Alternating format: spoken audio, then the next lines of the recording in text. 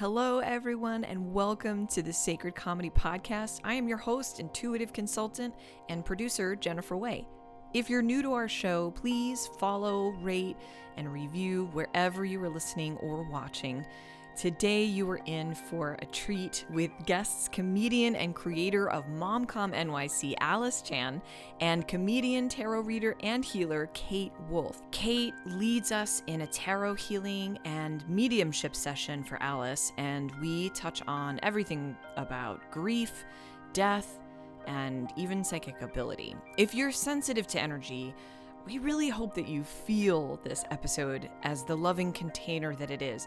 We certainly felt it while we were making it. There's just so much magic to this work, and we would love for you to experience what goes on behind the curtain. So today we dive deep and invite you into our sacred space. Welcome to the Sacred Comedy Podcast. I'm so excited to have you both here. I'm so glad that we found time for both of you to kind of come together, to actually meet each other, and to do a little bit of a reading sort of a thing. And I think, Kate, tell us a little bit about what kind of readings you do and kind of what they entail. I do tarot readings, but I call them tarot healings because I'm also a non-dual Kabbalistic healer. So I like to combine the qualities of the tree of life with the reading so that there's extra healing qualities, because I think the tarot already offers that with the right reader, of course. Yeah. So I am going to be using them to feel into your soul, Alyce. And I made it sound scary for no reason. Did that sound scary? Oh, nothing scares me. Okay, good. Because it's not meant to be scary. But yeah, I'm just going to use them and my own intuition to feel into what your next step is, in a sense, like what you need to feel more you, because I think that's the point of all of this. Because I've met a lot of spiritual people who had gifts, but they still weren't really fun to talk to, So I think the point is being fun and knowing how to be yourself here on this dense earth that is very difficult a lot of times. Yes. Yeah. And Alyce, tell us a little bit about who you are and what you do. What I do. I have 2 boys, but that is not my entire identity, although I do have a lot of content inspired by them. And they're really funny, curious kids. But I also love to be away from them and do live comedy because I love to connect with people. Although I'm an introvert, I love connecting with people on stage or intimately, like with 2 or 3 people over dinner or a nice conversation or for coffee. I love performing on stage. I also do content creation, kind of mimicking motherhood in a very funny way, because I feel like if we can't find the humor in that, then we're all doomed. Like there's humor in everything if we look hard enough. And sometimes we don't have to look that hard because it's right in front of our eyes. But really, my whole mission with my whole comedy and content on my Instagram is making sure that people don't feel excluded and making sure that people don't feel alone in their journey, whether it's motherhood or being a woman or, being an Asian American or a middle child. That's kind of like a little bit about me. Yeah. This is beautiful. I'm so excited. I'm so excited to have you here. I've been following you for a while and just I freaking love your content.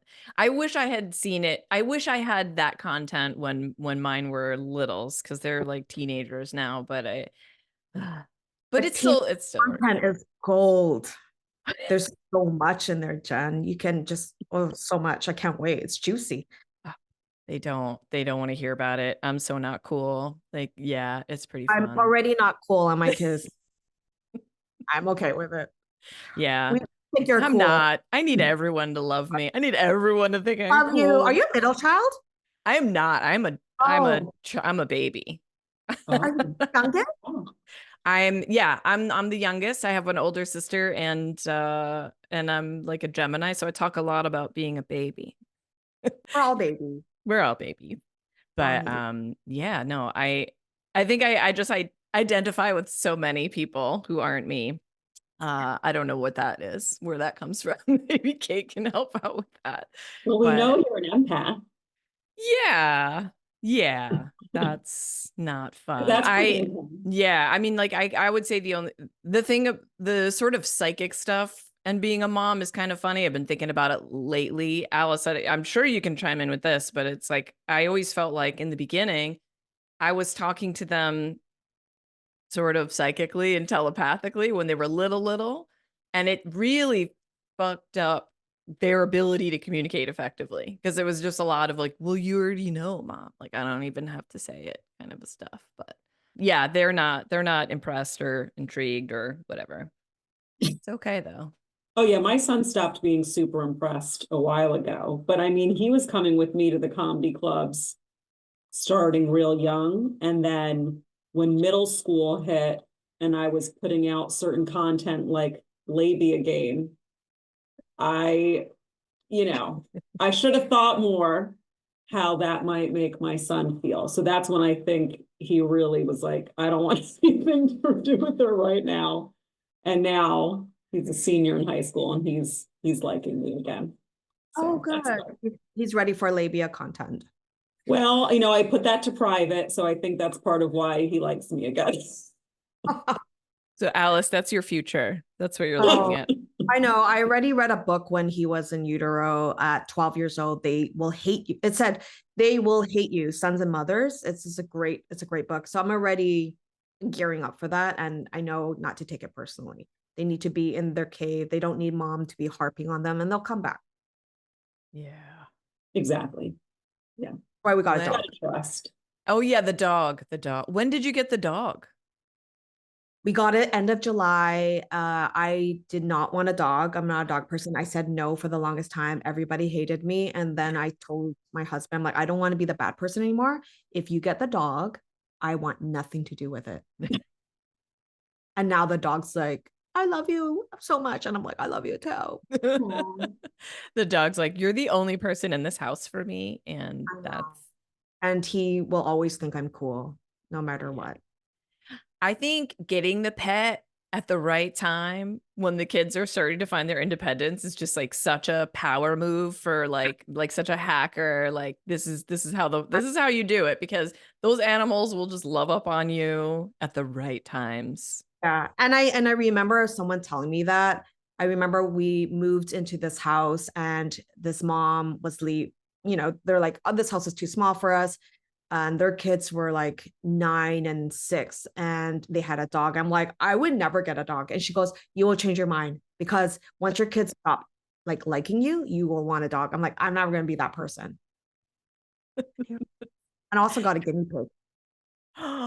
Oh my A God, guinea pig. guinea pigs. I know it's all Gonna come up. It'll come up in the reading. It's taking up so much of my time already. Like, you're going to take up my reading time? Can I ask some more? Yeah, no, go ahead. Go ahead.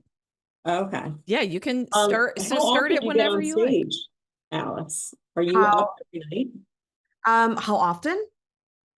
Not as often as I like, and I have to say it's because I have a responsibility to my kids.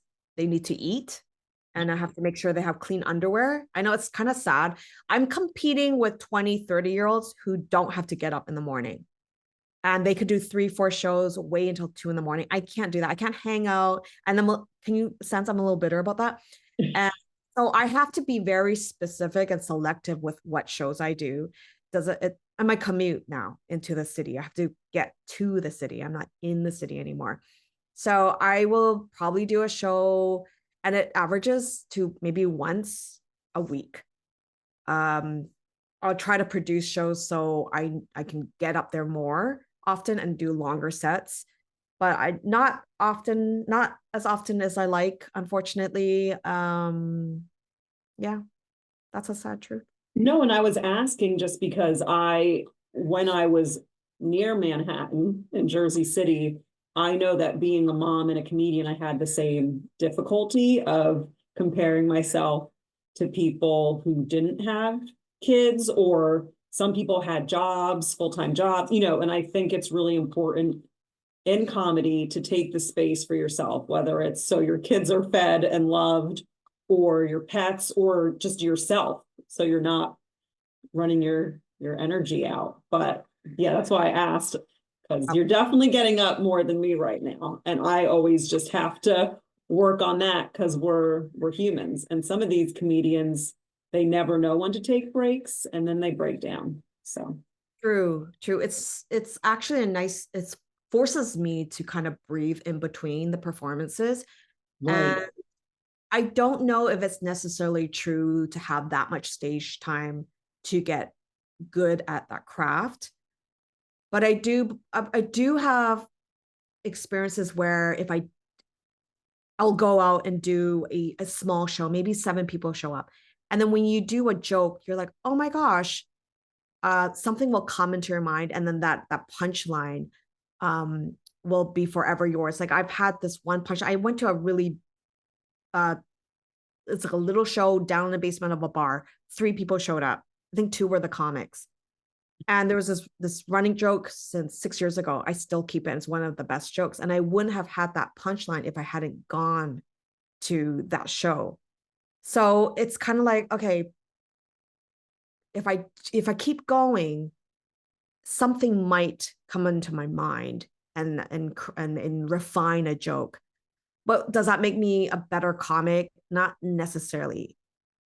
I don't know. That's the challenge I have. I'm like, do I keep going? Do I tire myself out and then become a good comic? Or do I just be selective with the shows and hopefully something will come up and some feedback from the audience will come out, or maybe my mind will just naturally come up with a better punchline. That's the struggle with being a comedian. I'm like, how much is too much? Is there such a thing that's too much stage time that will sacrifice your own peace? Right, right. I think the goal needs to be happiness. And I feel like it's not just with comedy, any human, right? Because most people, they're just running themselves out. I keep trying to say the phrase and I'm not getting it right, but I think you'll figure out the perfect formula for you. But I do think some space in between shows can be great. You can Yeah, process it, you can rejuvenate, you can feel happy about your life. yeah. I needed more downtime than most people. And then I felt really guilty about it. But I think you get to feel it out for yourself. Yeah. And the craziest thing is like sometimes I'll wake up at 2 a.m. or 3 a.m. and I'll come up with a punchline or a joke because your subconscious is really that's what your subconscious is speaking. And that's when I actually come up with my content ideas or a punchline to a joke that in my head forever. So sometimes you don't actually have to be at a club at 3 in the morning. You have to just be in bed, just waking up in the morning. So you have I like a definitely think it makes sense. notepad. Yeah, it makes sense to want to get up often to run your material. And I'm not trying to say that's not helpful. But then, yeah, some comics are so hooked on how many shows they have a night or a week. And I think there's more wealth in also just feeling healthy in general. Yeah. So Yes. I love that. Yeah. should I Well, get how about we get the sorry. How about we get the reading officially started? Okay. Yeah. So, how many times between 1 and 5 would you like me to shuffle so I can get your energy in these? Between 3 and 5, 3.5. 5. Oh, she chose 5. I will shuffle and I will try to say interesting things, or you two can say interesting things while I shuffle. Okay, interesting things. So I'm just Interesting things, interesting things, interesting things. This is such And a good then podcast, you guys. Interesting so she can things. edit out the shuffling. That's People why I need to ended at hear it. 5. Because like I would say to some clients, how many times should I shuffle? And when it was more than 5, it was just so awkward. I just yeah, keep shuffling forever. like 58 times. Like I need it to be 58 or it's just not going to be good. Yeah. We've got 2 more to go. Oh, I'm sorry. I So was far. gonna pick 3, but I felt a little weak. I was like, Oh, 5 is. I want her to work for it. You had to go for it. You had to go for 5. Wow, That's so the big. I'm yeah. getting a little sweaty in the armpits while I do it. It's We're all dressed good. for that. That's okay. Just air it out. I'm gonna have some pheromones for my husband to smell when he gets home. Woo! Nothing wrong with a little bit of stank on that armpit. You know what I mean? On your, I love a good winter armpit sweat. I like the smell of my man's armpit. If it gets a little sweaty, it's like, yeah, You my are in animalistic love. pheromones start Oh my to. God, cute. You're in love. You're like, oh, that's cute. Yeah, my son's like, he was smelling his armpit. I was like, oh yeah, it's smelling a little like daddy's. I'm like, oh, I was so proud when my son's 13, when he started to be a little funky. It was like such a big moment. Like I called my dad, like I was like, he's smelling. He's finally like smelling. And he was so embarrassed. He's like, you probably shouldn't tell people that. And I was like, I totally get it. I get it. Yeah. No, yeah, it's like the smell of a man. Okay. Last Now, one. Alice, you got some pretty awesome, powerful cards. Not surprised, That's why I but picked I need to start where I'm Okay. being called to start. High Priestess. yes, yes, everybody, Yeah, yes. Jennifer knows. What's that one? It looks like a queen, but It's the High Priestess, and she oh, is very queen-like, but High Priestess energy is different in that the focus is on your spiritual and psychic abilities. It's talking about what you have within. So it's going to make me want to ask you, do you know that you have psychic abilities? I Oh, do. she knows. I used to work at a bank and they had 5 elevators, and I would never press a button. I let other people press it, and I would pick an elevator and would stand right in front of it while everyone's just waiting in line. I'm like, I know it's this one, and it would open. I'm like, would walk in. Yeah. Oh my Four, God. And you're a scientist too, because you do experiments with it. yeah. And I would sometimes tell my kids, I'm like, I know what number you're thinking of from 1 to 5. And 4 out of 5 times I would get it right. And they're like, how did you do this? I'm like, BSP. Yeah, you've got abilities, and this card's coming out so you can honor them more and speak them to truth, and then start to work with the ones that want to be developed. And you might have premonition dreams, or maybe you would just think of them as very vivid. But I'm getting a sense of you're in the astral realm, you're interacting with real spirits. Things are actually happening. And if you could bring that more into your waking life, even if you take some notes when you wake up right away, just to remember it and say, that was a message, that was a real one. And also what I love about High Priestess energy is the non-duality of it, like the yin yang symbol. It's the importance of being able to hold the light and the dark.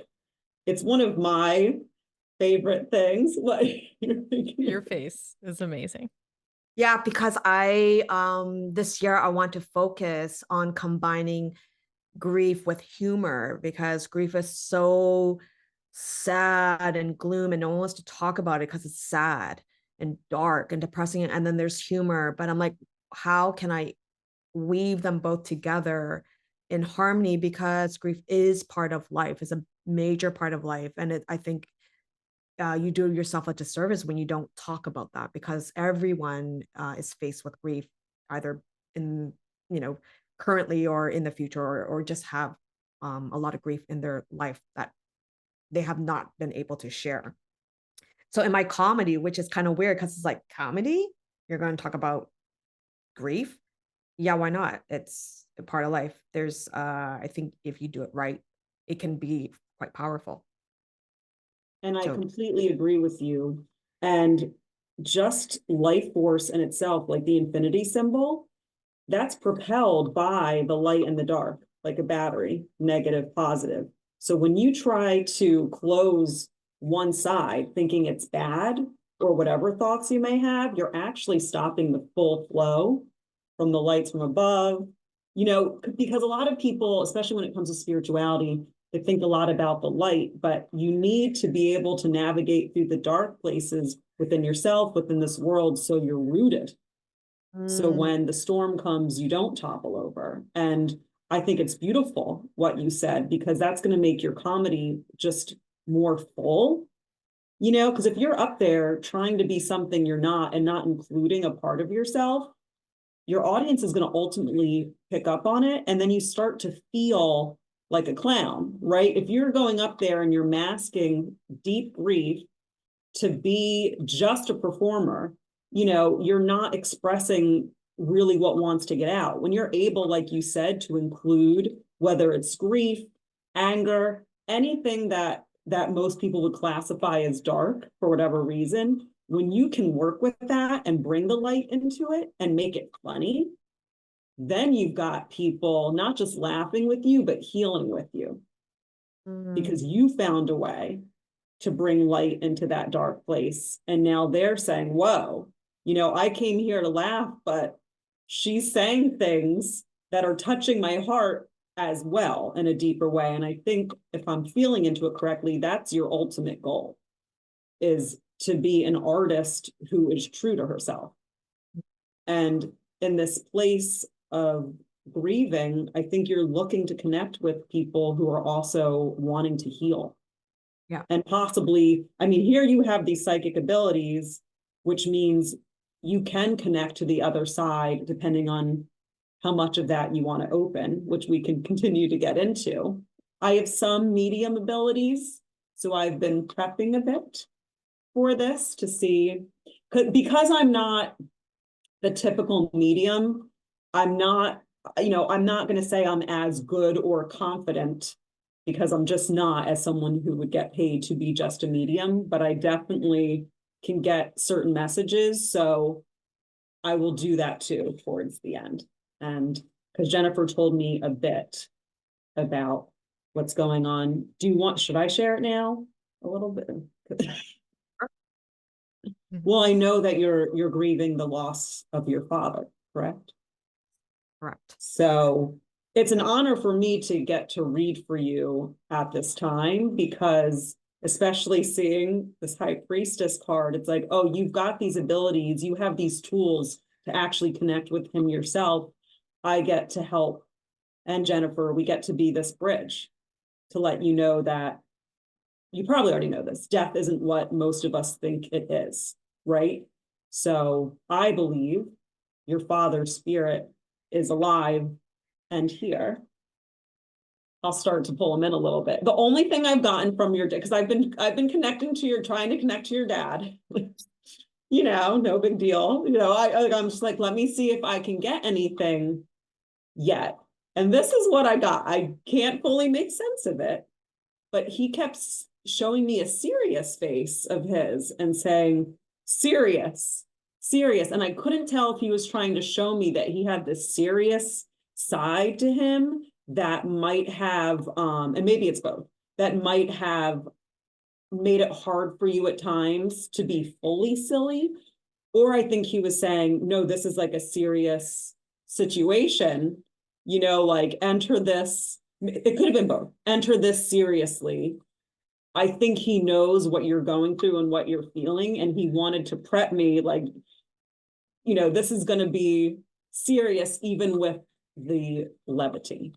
So that's what I got so far. Like I said, this is why I'm not a paid medium, because that's just for me to say that. It's like, okay. Yeah. No, Kate, I'm not surprised you got anything, because he is very closed off and he always has a very serious face. I don't think I've seen him laugh in maybe a couple times in my childhood life.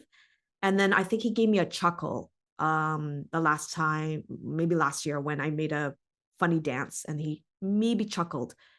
But I know that he has a sense of humor, because I feel like I got that from him. And I can see him like smirking when I do silly stuff around him. Like his eyes are like, he can appreciate it. but he always has a serious face. It's always stoic. He's not a big laugher, and he's not very emotional, and he doesn't really express himself. So Yes. yeah, I'm like, okay, even if I'm you the got most rid of all insecure that. medium ever, so that's why I enter it like that. But that made me feel better because I kept being like, why does he keep? Because I was trying to lighten it up. Because a lot of time when spirit comes through to me, it can be very jokey, Yeah. you know, depending on who's coming through. And he like wouldn't let it go there. He just kept saying, like, no, serious. And he wanted me to know that before I could get silly with him, which hasn't happened yet. But I think he wanted me to know that that's how he was with you and how that might have felt with you being the comedian you are and you being the fighter you are, that even with that seriousness, you were able to be like, no, I'm going to go make people laugh as a profession. And I love that you sometimes did get stuff out of him, and I'll keep him here and we'll keep talking to him as we do the cards. But that's where he wanted me to start, I guess, so I knew something about him. And he's showing me there's a reason for his seriousness now. So he didn't mean to necessarily be like that, but the things he went through, the way he was raised, he couldn't fully get out of that prison in a sense, I'm going to say. But I get such a deep feeling of how proud he is that you do what you do. And comedy is such a superpower. You know, not everyone sees it as a superpower, but when you can make people laugh in this world, you are bringing light to them. You're giving them sometimes a reason to keep going because there's so much serious stuff here. So I get the sense he's so proud that you're able to do that because he wasn't able, even though he was funny, he wasn't able to do it in the way you can. So that's where we'll start. And now that I have that opening with him, hopefully more things can come through. Okay. So 2 of Swords. And this is not the typical tarot weight deck. So the images, I love the images in this, but they're not, you know, an artist interpret them. So it's 2 of Swords, and you can see the 2 crows. And also the important part is the blindfold around her. And I feel like this is, first of all, linking to your own purposeful blindness in a sense, like to your own gifts. And maybe you were just waiting on some spiritual nudges to enter that place, you know, and say, okay, I'm gonna remove this blindfold, because the blindfold's kind of there because you're wanting it there in a sense. You don't necessarily want to see everything that's on the other side or interact with it, because maybe you don't even know if it's real. You didn't want to get crazier, you know, I don't know the full things, but you were kind of leaving this on. But 2 of Swords is somewhat of a crossroads. And you are in a crossroads, and grief can do this for us. Grief can really open our hearts so we can enter a new place. And you're going to be connected to him. I'll make sure of that. Okay. So the crossroads, I believe, is more for you to say, I want to enter my body and my life in a way where I feel good and I explore my full truth and my full power.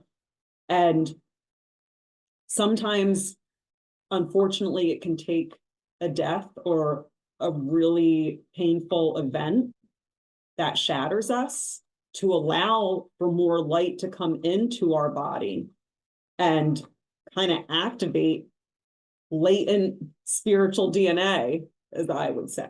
And I think maybe it will be your desire to connect to him that allows you to open up these abilities fully. And I think you'll feel just more you, honestly, as you open these places. So yeah, I would say the crossroads is you entering this spiritual place with them in a different way. Now your dad's getting a little sillier, which is interesting. Just in, he came in very serious to give that message, but he's actually lightening up, and I'm just getting a lot of love from him to you. So as much as you can take that in, that's not gone. Okay. 8 of Swords. We got some more crows, as you can see. And I like crows. A lot of people are scared of them, but it's really all perspective, which is why I love non-duality. Some people have a list of these are the good animals and these are the bad animals. And it's like so many beings, including humans, are misunderstood. And the 8 of Swords is you being in this prison that is, in a sense, it's a prison of your belief systems, right? And now that I know something about your dad, I feel like some of his negative belief systems that kind of kept him trapped, accidentally got put onto you, as it just happens. Energy affects energy. Generational trauma is now, I feel like, a word that a lot of people know. It's just you're raised in an environment around energy systems and your role models and your peers. It naturally becomes entwined with who we are. And I think part of this crossroads we were talking about is you seeing your own traps, the belief systems that keep you from navigating in a way that ultimately feels really good. So when you were talking about comedy and how often you do it, making the choices that feel good to you as best you can. Sometimes things can just suck. Sure, you got to suck it up. But as best as you can, saying, what do I really want to do and what do I really need? Because when we get caught up in the fame game, it can twist us a bit into thinking we want something that then doesn't feel good. And then what's the point, right? Now, to me, you already have fame. I see it building for sure. But I think your dad and I and Jennifer want it to build on your happiness. You want a career where you're not being drained to death, where you feel good and you can feel the success of it.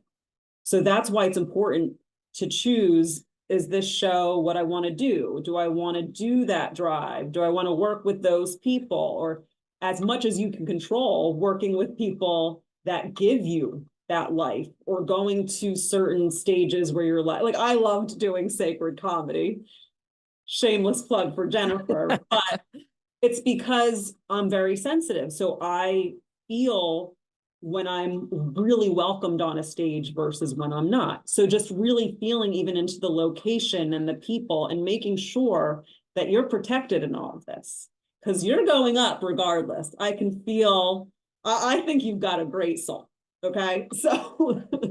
So you don't have to worry about your potential. It's more of making sure that as you build and as you continue to grow, it's in the direction that you really, really want. And I think that's the trick for most of us, is that we get lost in what we even want or what really feels good, because we're scared sometimes to know what we really want if we think it's unachievable in that moment, right? So just having a real honest talk with yourself. Are you writing a book by any chance, or thinking about it? No. I see you having a book, a successful book. And I'm not saying it has to start now, but I feel like something about going through what you're going through with your dad, finding out you have spiritual psychic abilities, and being a mom comedian. I mean, that's a lot to start with, of just like, who am I? Where am I headed? I think you have a story to tell, especially as you open up to reality as it really is. And I would love to hear your thoughts as you open these doors, because with the High Priestess card coming out first, you have very strong abilities, right? So with that dad's seriousness, maybe accidentally blocking some of those, because not everyone's into our superpowers that we have. Not everyone's into a believer. Sorry, a weirdo. No, it's okay. I was like, we're out here being weird.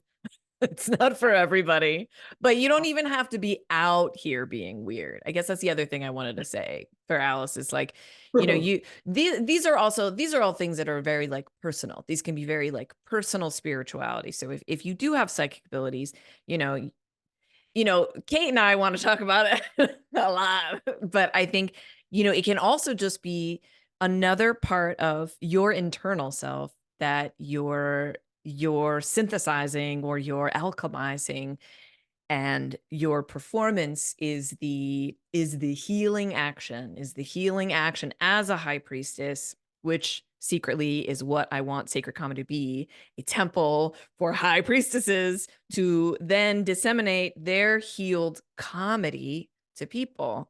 So it's like you get to decide how you want to use all that. It's beautiful. Yeah, that's all I wanted to say. Yeah, and I feel like I'm not sure why the book thing came through, other than I'm getting strong visions of you being able to have a really successful one and using it also as therapy. Mhm. And not getting caught up in it has to be the perfect book, because I can't even read most books because they're too heady. It's like someone couldn't even just fully let it out. They had to make sure it sounded smart. And those books give me headaches. I just want the knowledge almost in the voice, the true voice of the speaker. And I feel like comedy has allowed you to really find your confidence in your voice. And now opening up this new door. And I don't know, we can get back to that, but I do see you with a successful book if you're ever ready to start it, and just starting it in a therapeutic diary like way, just to see what wants to come out. Yeah, I've always thought, I've had a couple of people who are like, oh, did you want to write a book? Give me some samples. And I was like, well, I'm not really a smart writer. I need to make this sound smart. And then I try and I'm like, I don't think this sounds like me. And then they pass on it. So maybe that's what it is, like me trying to sound smart. And I just sound like me.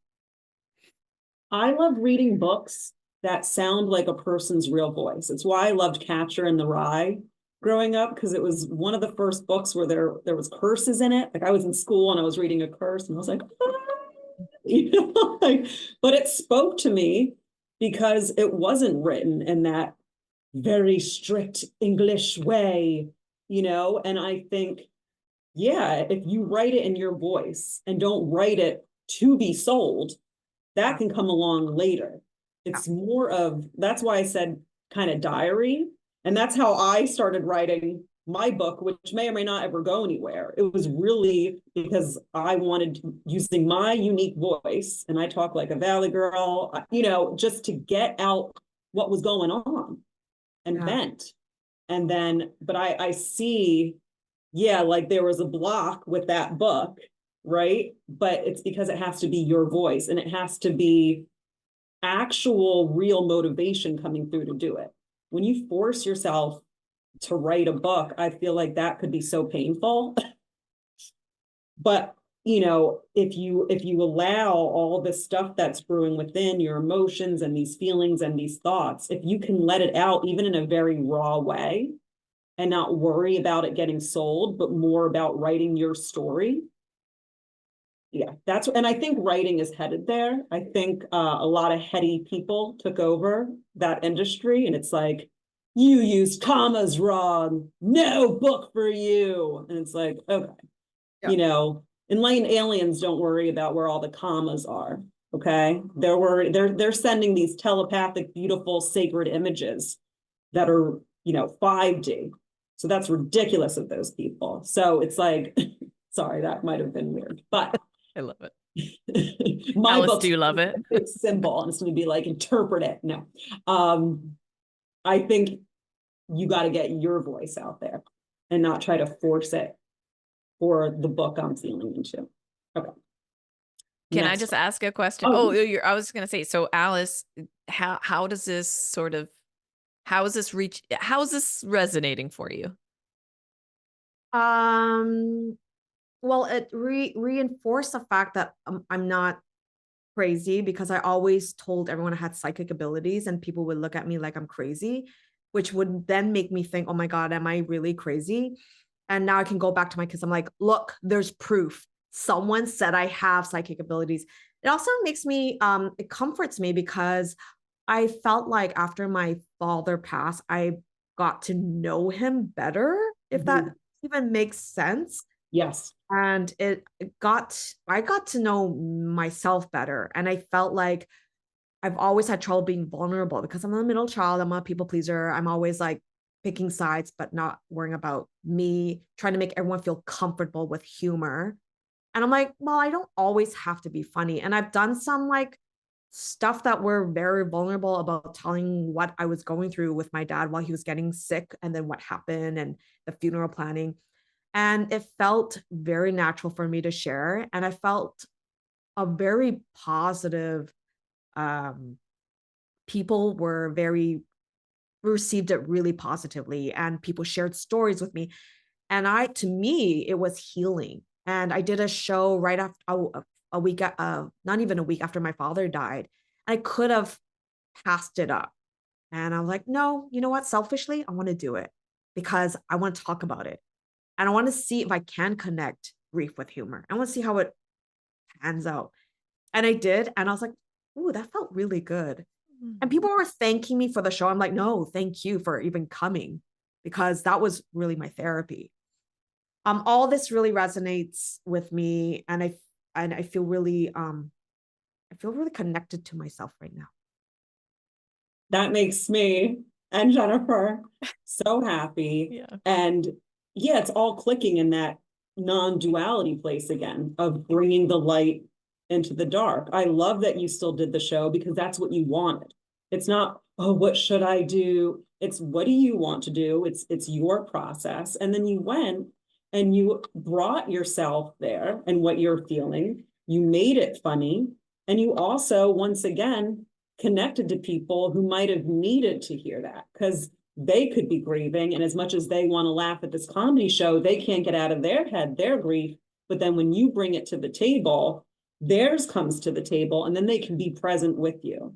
And that's what's beautiful about truth, because there's so much suffering here because the wars, death, everything. And people, a lot of people don't know that death isn't the end, you know? So I think I'm excited also to see what psychic abilities keep coming out as well. Oh, and then your dad, this is a random image.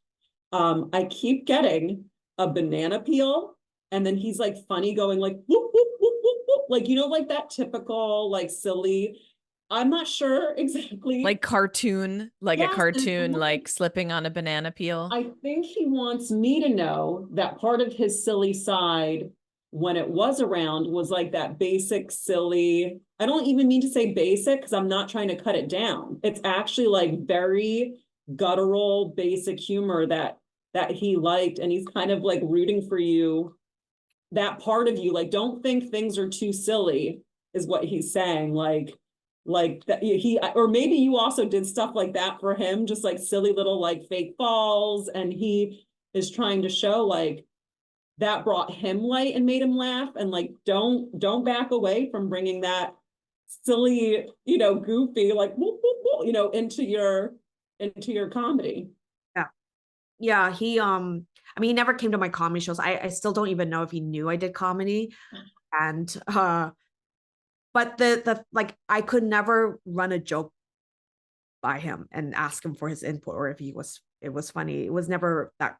I didn't have to be complex with my humor with him.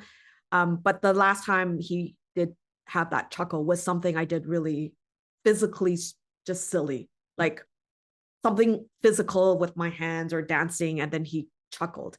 And it's not like he told jokes too. Like and Kate, he was like that with my wedding. He was very serious all the way up to he danced and stuff.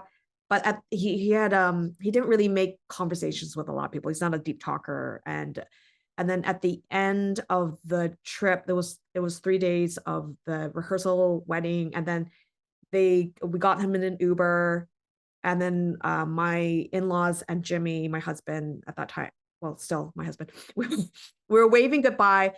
And then he says, sayonara. And then everyone laughed because it was like, like he waited until the end to show that silly side. And maybe because he felt comfortable, I don't know, but he does these things where it's always serious, and then he'll do something and we're like, where did that come from? So, and the banana, on the last 6 months, he's been asking for bananas to eat.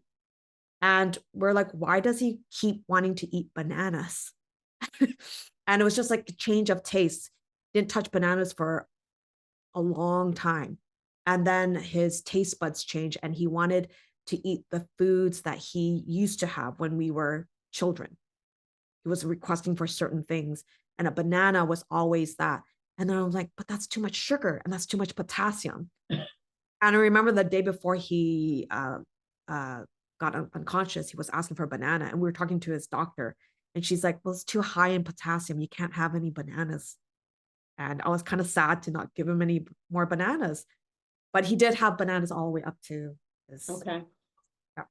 Yeah.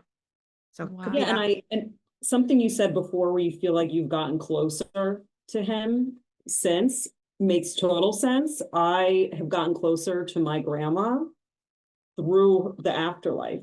And I wasn't expecting it. She was one of the first spirits to come through as my gifts were opening up, and it was wild, but it's real. And I know the other day I was around my dad and I said something to my husband in front of him, like, oh, we're talking about my grandma who I'm very close with. And I realized how that might sound crazy to my dad, because it was like, what do you mean you're close with? Because to me, that's what it is.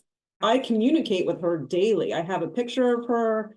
She wakes me up in the middle of the night, because when you wake up, your brain in a good way is more relaxed. So those abilities and spirits can come in without those hard defenses, right? So she has shared with me in the afterlife many things that I didn't know as a child, because she passed when I was 11, right? So you can absolutely get closer with the spirit when they've passed, because they're more free. And if you're tuning into the other side, you're able to now interact with their spirit as their spirit truly is. Now, we all want to be able to be free here, but it's very hard, but it's now your goal. And I love that with the book thing coming through, the message is have fun with it. Play, let it be therapy. Don't allow that industry to get in your head and be like, oh, I'm not smart enough. The way I speak isn't good enough. No, people are thirsty to read language in the way that makes their brain feel good and at rest.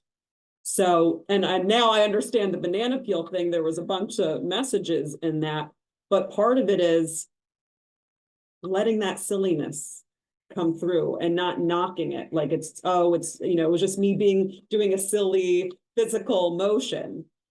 I love that stuff. And that's why little kids, a little kid will laugh at like the stupidest thing, but that's so beautiful when like a simple silly motion can just bring that joy out. So, okay, next card.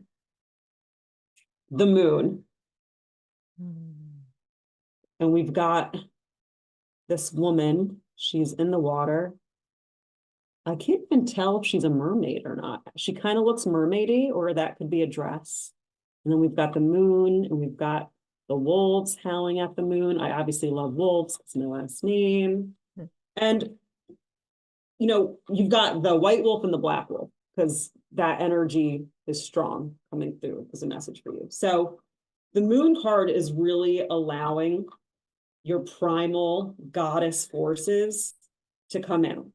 Howling at the moon's a good example of just saying, like, I don't care what society tells me. I feel like howling at the moon, I'm letting it out. It's like bringing out that inner artist, the wild part of you that could not be tamed by this world, letting her play more, maybe even putting on some of your favorite songs and dancing around the house almost as homework. Like, I need to at least dance to one song today to bring that movement in, that joy, that freedom, but really opening up that creative space and letting your subconscious play, which is why I also say paying attention to the astral realm is huge, because there's a connection. It's our subconscious, whether it's our fears or actual beings coming through to us there. Sometimes we're visiting actual places that exist that we've never been to, but we visited in the astral realm.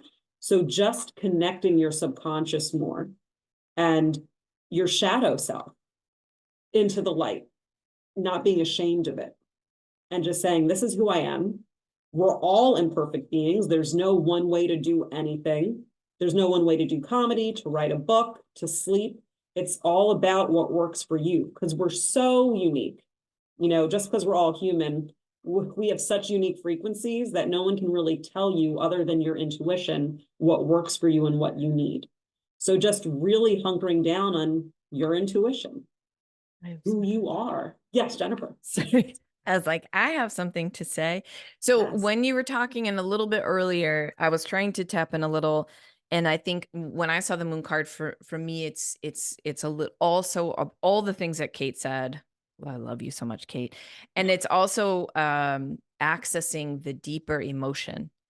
And I think the reason why, and the truth of your emotion, because ultimately, and the other thing I want to, well, ultimately, when you're communicating that deeper feeling, especially when it comes to the grief and when it starts to sort of really come into your performance, you're allowing people to feel it. Like you're basically saying, this is how I feel or felt, and you're making it okay for other people to feel that too. I became psychic to avoid grief because I didn't want to say goodbye to my parents. That was many years ago. And when, when my mom passed about 5 years ago. But I will say one of the biggest ways that spirit does communicate with you is in feeling. So if they can give you a feeling of something. And my mom gave me a really beautiful picture that, because they were so close to you in your life, they always have that connection with you. She gave me a picture of literally like her hand kind of going down into my chest, and my chest having like her hand shaped space, like it fit like a puzzle piece, because it was always, because she had that connection with me in life, then I could access that connection whenever I wanted to. And so could she, even though I told her to leave me alone for the first year because it was just like way too much. She was talking a lot. I felt super crazy. I was like, this is driving me insane. And I needed to sort of pause and have that year or two just to grieve, because I didn't give myself that. And that was just me not wanting to deal with the truth and trying to bypass feelings. But when I realized that, I was able to kind of really, what's the word, integrate that into kind of like moving forward. And though they're not here, and the world is not the same place without them, like it's just, I felt the morning after my mom passed, it was like I was in a completely different dimension. This is a world where she is not here anymore. And that was just so strange to me. And it took time, but we still have a relationship. It's not the same, but we still have one. And I just wanted to kind of offer that to you, that this is a different kind of relationship now that you're going to have with your dad. Again, it's not the same. And But we I'm have closer to my grandma now. Yeah, But that's I true. was Yeah. 11. Yeah. So it also depends on each connection, each spirit, because your dad was so strict, and sometimes his silliness would come out. But because he's excited for you to get to know him now from this place. And I also fully believe in reincarnation. So I don't think it's ever the end. Some spirits don't want to reincarnate back for a bit because Earth can be quite the ride. But, it's just not what we think it is. And, I loved what Jennifer, everything she was saying, because feelings have so much power, so much information, and so much beauty. And it's also good when you're feeling too much to do what you need. Like last week, I was super duper triggered and I was popping off to Jennifer all day. And I felt stupid, but it's what I needed. And I'm like, this can't be stupid. I'm feeling something strong and I'm going to give myself what I need. I need to talk to a friend. I need to pop off a little bit. I need to.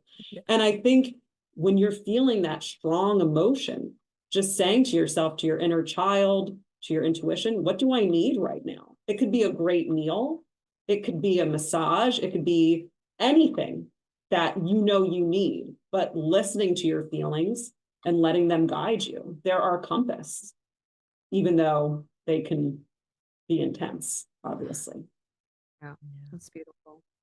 Okay, get to your next card. It's the wheel reversed. It's your only reversed card, which just means there's some resistance to it. And I was saying before, you got some really strong, powerful cards, which makes me very happy. So the wheel is about change. You know, you spin the wheel, what's going to come? There's some resistance, obviously. You're in a transformational time already.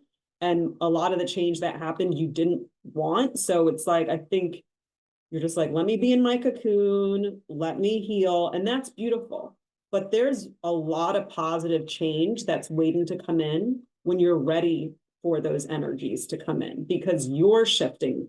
There was a death and you're going through your own version of a death. You're transforming, your beliefs are going to shift, because even as you're getting closer to your dad on the other side, you know, at first you're going to go, I'm crazy. This can't be. But as you shift and say, no, this is my truth. I'm not going to call myself crazy. I'm going to open up to this and include my skepticism. That's fine.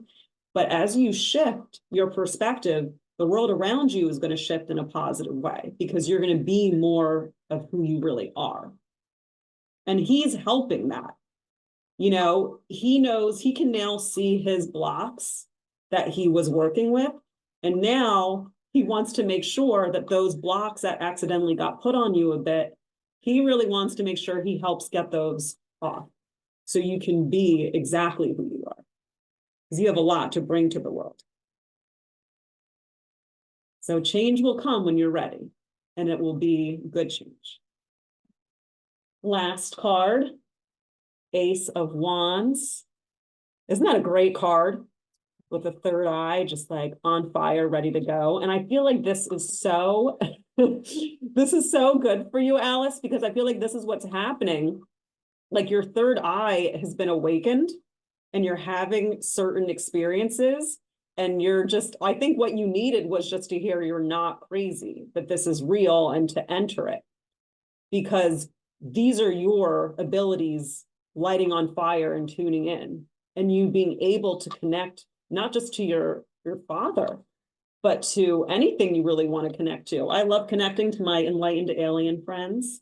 Hey guys, mermaid realm, fairy realm. And of course I felt insane when I was first opening up the channel, but opening up a channel and seeing what comes through, you don't have to come to conclusions. Like I had your dad coming saying serious, serious. And I was like, I almost didn't want to bring it, because I'm like, what if no one has any clue what I'm talking about? But I said, okay, this is what came through. Let me bring it in. And I think you can work with it that way and say, okay, this is what the message I'm getting. Let me reach out to Jennifer, Kate, whoever, and just see what they think about this, but playing with it, allowing it to live without shutting it down of, oh, that's just my imagination. And sometimes it is, but imagination is linked to our third eye, in my belief, in my beliefs. So yes. Thank you, Jennifer. So really, you know, allowing these things to be and not shutting them down and just working with them without calling yourself crazy is going to allow your gifts to fully come out. And your dad is actively working with you on the other side to help you with these. And like I said, when Jennifer told me a little bit, I was honored, you know, I got to look at your stuff more, and your dad started coming through, and I was like, oh, I get to help make this bridge for her that's already there, but I get to help kind of cement it a bit more and say, like, here he is, here's the bridge, he's not gone, and he's still part of your journey and his soul is still developing, and he's learning more. And spirits can get bored, by the way. I just found this out from a medium I spoke to, because she might come on the podcast if she wants, but she has abilities where she can hear like a ton of information. She sees them in her home. And she said sometimes they just want to interact. They're not there to do anything crazy big. Sometimes they're just like, they want someone to interact with that can see them or hear them. So, it might just be your dad wanting to hang sometimes, to hang around and feel your energy. So just opening up to that, and also being okay with anyone who can't speak about it in the same way. That doesn't have to be any kind of attack on you. So if you're sharing it with someone and they're like, what are you talking about? To just, okay, this person's not vibing with it. That's them. This is me. That doesn't have to have any statement on my beliefs. I think it's just going to help you really grow in the direction that you're headed in. And I see a lot of amazing things shifting as you kind of honor these deeper places that maybe before you were pushing back a bit. I just have one thing to add to that. That was Of course. amazing. In the very beginning, when you were connecting with her dad, I wasn't doing a direct connection because I'm the same as Kate. Like, I will have spirits come through, but I'm like not a medium because I'm like, no, thank you. No, thank you. I don't want to. But I just felt this intense warmth right here in the heart. So I think what I feel moved to tell you, Alyce, is that sometimes when your dad's around, just pay attention to the sensations you have in your body. And take note of any sort of warm feelings in here where there's almost like a sense of peace. They're really good at that. They're really good at kind of bringing that in. So how does this feel? How does all this feel for you? Warm. I really just want to know if he's okay. Like, he doing okay? Like, because we kind of left without saying he left without saying goodbye. I just waited and waited. He said he's being funny now. And it's always an interesting thing. He said he made a joke and he was like, should have given me that dang banana, but he's totally joking. He's totally joking. Okay. He's joking with you to know he's more than okay. Truly. And when he came in as so serious, I was like, oh man, like, what's this spirit going to be like? And he wouldn't break it till we entered. But he's showing me like normal glasses, serious, and then he switched to like sunglasses, like funny party mode, because he just really wants you to understand he's more than fine. Truly, he's okay. He can see now way clearer than we can, and he's supporting you, but you don't have to worry about him like that anymore. Now, I don't want to say he's worried about you, because he's not worried, because he knows there's only up for you, truly. He's worried just that he doesn't want you to feel alone in this grief, because you don't have to be at all. This is actually part of the wheel card. Part of the change is you connecting to people who can talk with you about this. And as you write down your dreams or just connect to him more directly and speak to him, there can just be some fun in it, and not just you thinking you're crazy and maybe this isn't happening at all. No, it's happening. He is totally okay. I promise. The seriousness comes into play still just in you being a light worker and not maybe realizing fully that you are and what that means. You're going to help save the planet with those of us who are trying to evolve the whole collective. And, he's just going to help you with that mission, which is a serious mission, but it's serious to go and have fun and to enjoy your life. And I don't think he definitely didn't get to bring in that light for his life fully, but he's here now to help bring it in for you and your family. And he's able to be way more in the light. I have another spirit that comes through a lot for me and my husband. And, you know, when he passed, he was in a ton of pain. But when he comes through, he's one of the funniest. Like, he makes full on creative jokes. And I bring him in and tell him to my husband because they were best friends. And it's like, it's just, they're not stuck in that trauma. They're not stuck in this realm anymore. This realm is purposefully dark and light. It's meant, the veil is meant to keep us blind to a certain degree for a reason, so we can learn to follow our inner workings, you know, in a different way with faith. And faith is a huge part of all of this. So just allow your faith to grow through all of this and know that the pain you're feeling is okay, but it's actually moving you forward into more connectedness, and including being connected to your father. So, And I will say, I'm connecting a little bit. He's talking to you a lot. yeah, He's talking to you a lot, but what I heard him say is like, but she can't hear me. And I'm just trying to say, like, maybe there's other ways. Like, I think as time goes on, it takes some time to hear them and not feel insane, because when you hear them, you're like, is this what I think they would say? Because I know them right, so well, which right. is very common. But hold on, I really want to grab this because he's very concerned about making sure that that you can hear him, because again, this is still very new for him. So I think he's Yeah. still working on how best to be received. Um, I mean, you have but us I mean, right he here. hears you. You can talk to him anytime. He definitely talks, um, Yeah. yeah, he's still a little like, I just can't seem to hear me kind of thing. But I think just let him know that you're working on it, but you also Mm. need to feel the sads first, the saddies. Like, I don't know if you could even somehow hear his answer to this. yeah. Did he like the slideshow I put together for him? I'm getting like gestures, like, like just Yes. perfect, like that kind of, He was almost going like, yeah, yeah, they were like love it, gestures like, that was yes, like just yes, perfect. yeah, Does that track? Does that feel like him? Yeah.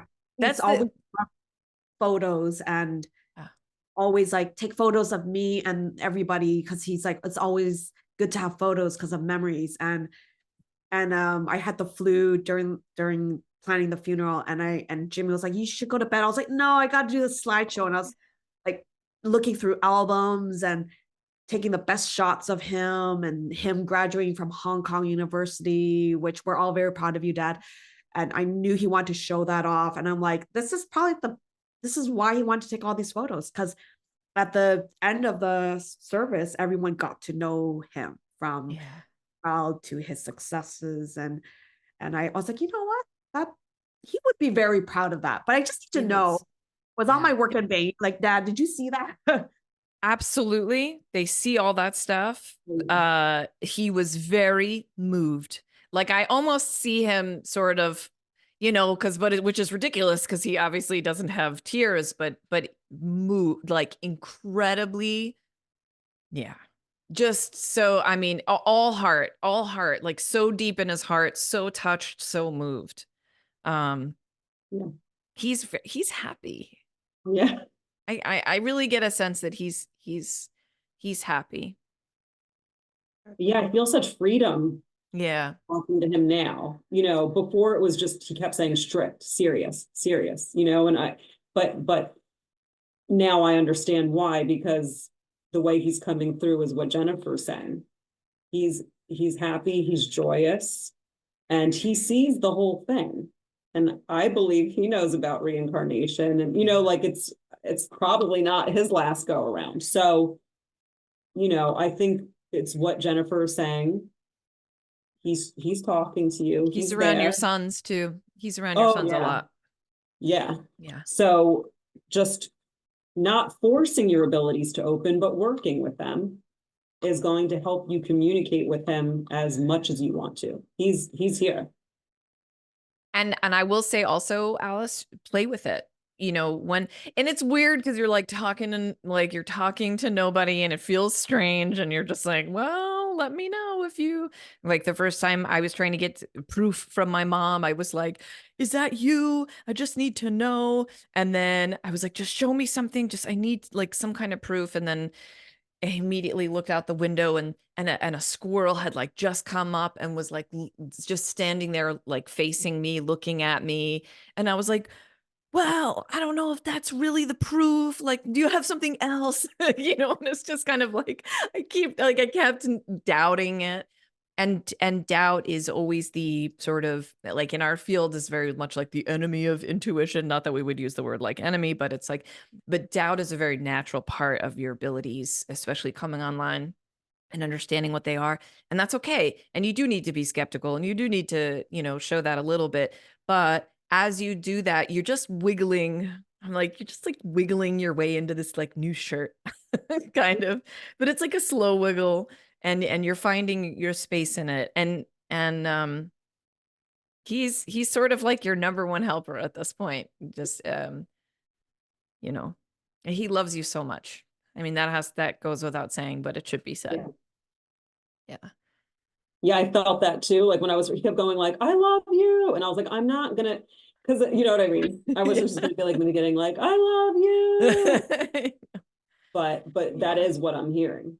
So know that you do have a cheerleader right there. And I do think soon you'll be able to interact with him easier and hear him yourself. And Jennifer and I are here. If you're like, I feel crazy, you know, we'll let you know you're not. Because we felt crazy for years. Oh yeah. You know, and then I've had so many instances where I'm like, it just, yeah, where I would say something and it was too crazy, or I'd see something, you know, magic is here. I was a total atheist for a while, and then experiences happened to me. And I just think it's relieving, because if we all were aware of how reality actually is, there would be less suffering. But for some reason, we're here to transmute that suffering and try to create a new way here. So you connecting to him and knowing he's not actually gone is a huge part.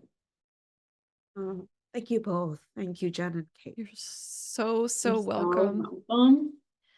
And thank you for being open to this. Thank you for putting yourself out there. Thank you for turning your art into something that can help and heal other people.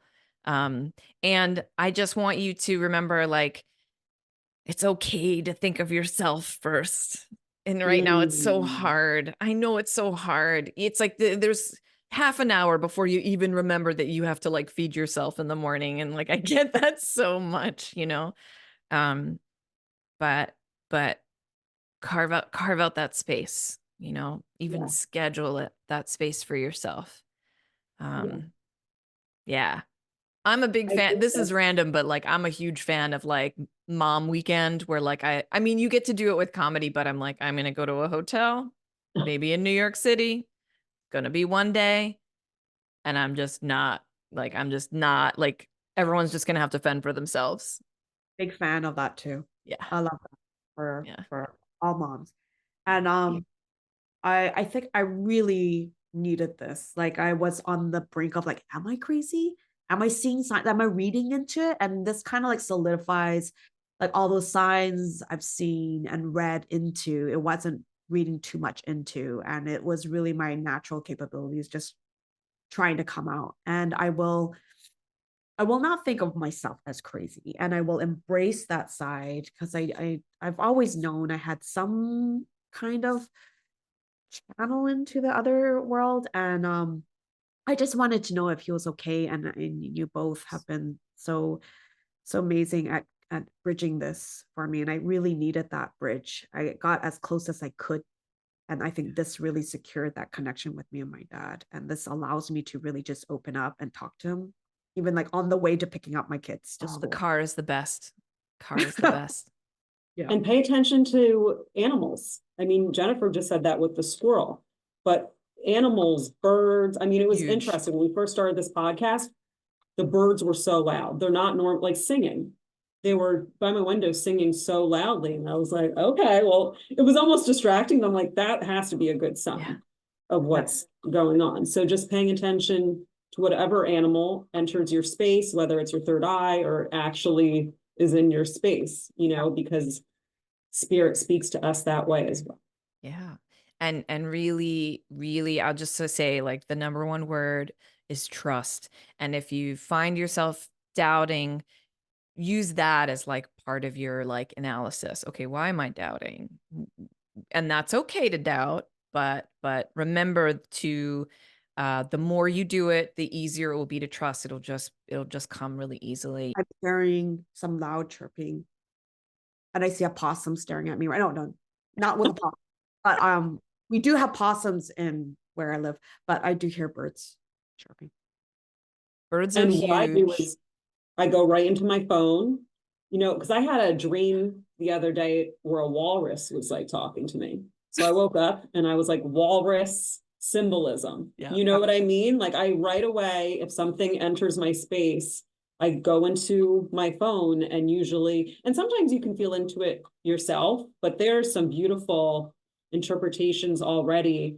And you can always speak to the other side, because the other side wants you to interact with it. We've just been taught not to, because like children come in often being able to see and interact, and then they get shut down because they're called crazy or silly, or the parents who don't believe in it get real scared where they could almost beat it out of the kid if it's scaring them that much, but it is a natural language that just gets shut down by most parents, not all parents these days, but most.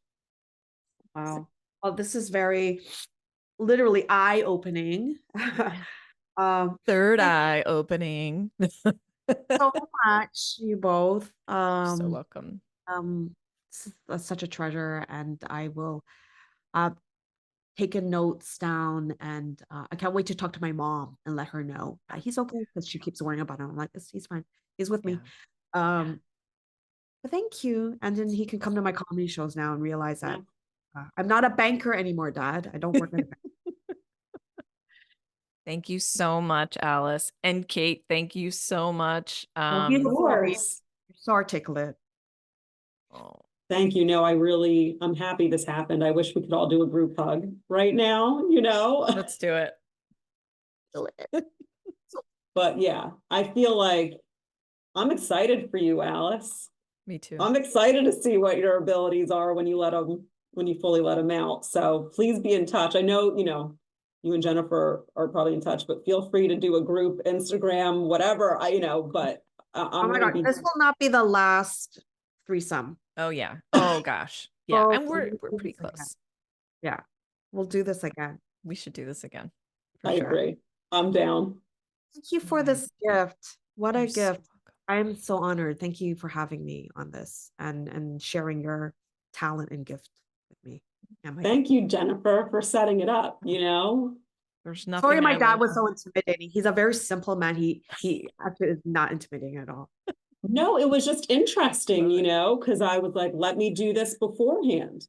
And he wanted me to see one image of him, serious, strict, and it wasn't going past that, which I kind of appreciated, because I was like, I don't want a bajillion messages before, let me get what I need. And then I always say, okay, I'm going to say it, even if I'm off or I sound crazy, I'm going to bring it. And then almost never, almost always it resonates, but I'm happy for you that you're going to be able to tap into these things, and I'm excited to see. I will have a banana for him today, though. You should definitely have a banana, and you should invite him in. Be like, Dad, I'm gonna light this candle. I'm gonna eat this banana. Feel free to come in, get as close as you want, and let's do this. Okay. Yeah. Thank you. Yeah. So welcome. The sacred banana. That actually sounded pervy. I'm sorry. He went to my kid today. I'm like, no chips for you, banana. Oh my God. Yeah. As I was trying to punish him because he didn't give me his snack bag. And I'm like, so no chips for you. You have to eat healthy today. I'm going to give you a banana. Yeah. Which is probably the wrong message. Oh no. So funny how bananas became the theme too. And now Like, you never bananas know. are gonna be, you're gonna see bananas everywhere now. Everybody listening to this, you're gonna see them everywhere. So, All right, kiddos. all right, guys. Until we all meet again. Until we Yeah. meet Hopefully again. tonight in the astral realm. Okay. Thank you.